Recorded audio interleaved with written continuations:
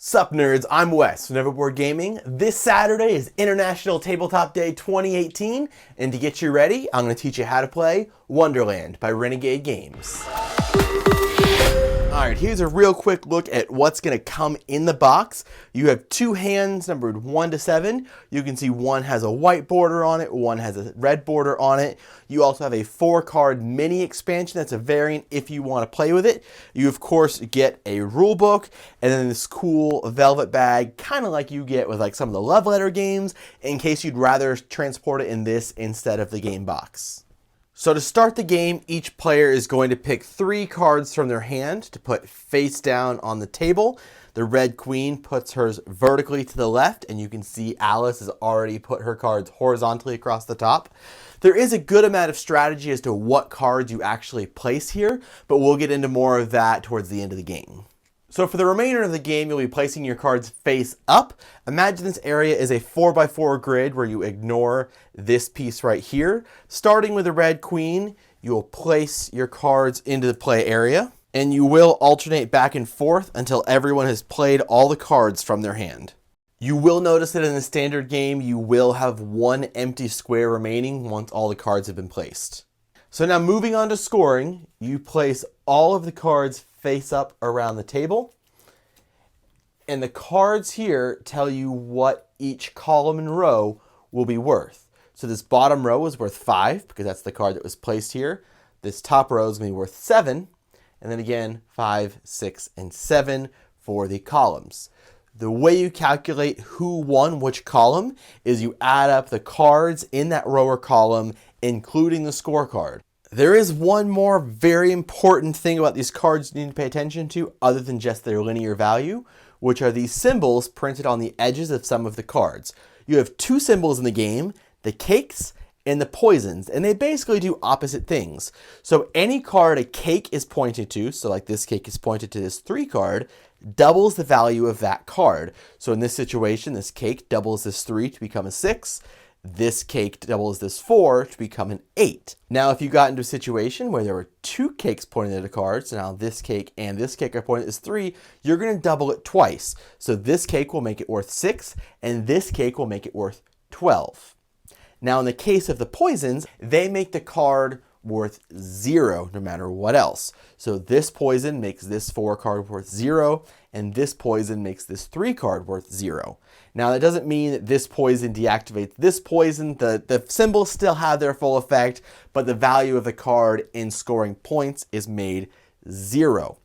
Now you can have a funny situation like this, where a poison and a cake are both pointed at this card. It's still going to be worth 0 because anytime you multiply anything by 0, no matter what else you multiply it by, it's still going to be 0.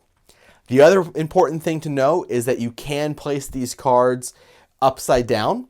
So if this 4, the artwork is now right side up, but if you wanted to negate that 4 below it, you could put it upside down. However, you can't put cards at a 90-degree angle. It has to be 180, 360, or 0 degrees. The other important thing to know about symbols is if there are symbols on the cards that were placed down originally, they don't actually do anything. So this poison would not make this 4 a 0 because this card is placed face down, and if there was a card placed above it face down, this cake would not double it. Alright, so let's go ahead and add up this bottom row and see who gets these 5 points. So of course the scorecard is worth 5 points for red. This double symbol does not actually affect the 1 because it's on the scoring card, so that's just worth 1 point. This 3 is doubled from the 1 card, but it's also negated to 0 from the white's 1 card. And since any time you add a green symbol to negate something to 0, nothing else affects it, so this 3 is effectively worth 0. This 1 card is also doubled from the 3 card, but this 2 card makes it worth 0, so this card is also worth 0. So in the end, we have a score of 5 plus 1, which is 6 for red and 0 for white, so red wins these 5 points. It is recommended that you play at least 2 games back to back, where each player plays both the red queen and then Alice, or Alice and then the red queen, and add the total scores of those games together to get your final score. That way there's no calling bias because of who had what hand. earlier I mentioned this 4-card mini expansion included in the game, and it's really simple to add in, but it can change the game quite a bit. So before you start placing the face-up cards, whichever player is playing with the Alice cards is going to pick one of these 4 cards that's going to be the last card that's placed onto the grid, and each of the 4 cards have a different effect on the game. The Tea Party lets you ignore the effects of one magic symbol, so a potion or a cake, and it's chosen by Alice, but it has to be above, below, to the left, or to the right of this card. So it's really going to add some strategy as to what spot you leave open on the board. The Tugly Wood doubles whatever the highest value card is in the row or column, and it can be the edge card, and if it is that edge card that you place face down, it does double the value of that row or column. This is also cumulative with cake effects, so if the cake card doubles something, this will then double it again. Now remember, the cakes don't actually affect the edge cards that you put face down, so it's not going to quadruple the value of that actual row, but if the highest point card is one of the face up cards and it was doubled by a cake or quadrupled by a cake, this doubles it then again. The maze lets the player with the lowest total value in this row or column score the edge card's points.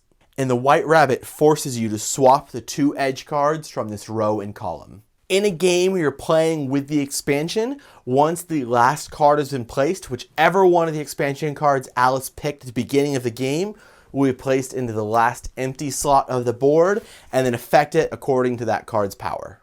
Alright, and you are ready to play Wonderland. I don't think we're going to have a purchase link in the description box down below because this is a Tabletop Day exclusive, so I'm not really sure how available it's going to be on Amazon or any other website that you can order it from. You probably are better off talking to your local game store, or best yet, hitting up International Tabletop Day this Saturday. Regardless, make sure you subscribe to our channel so you'll never be bored.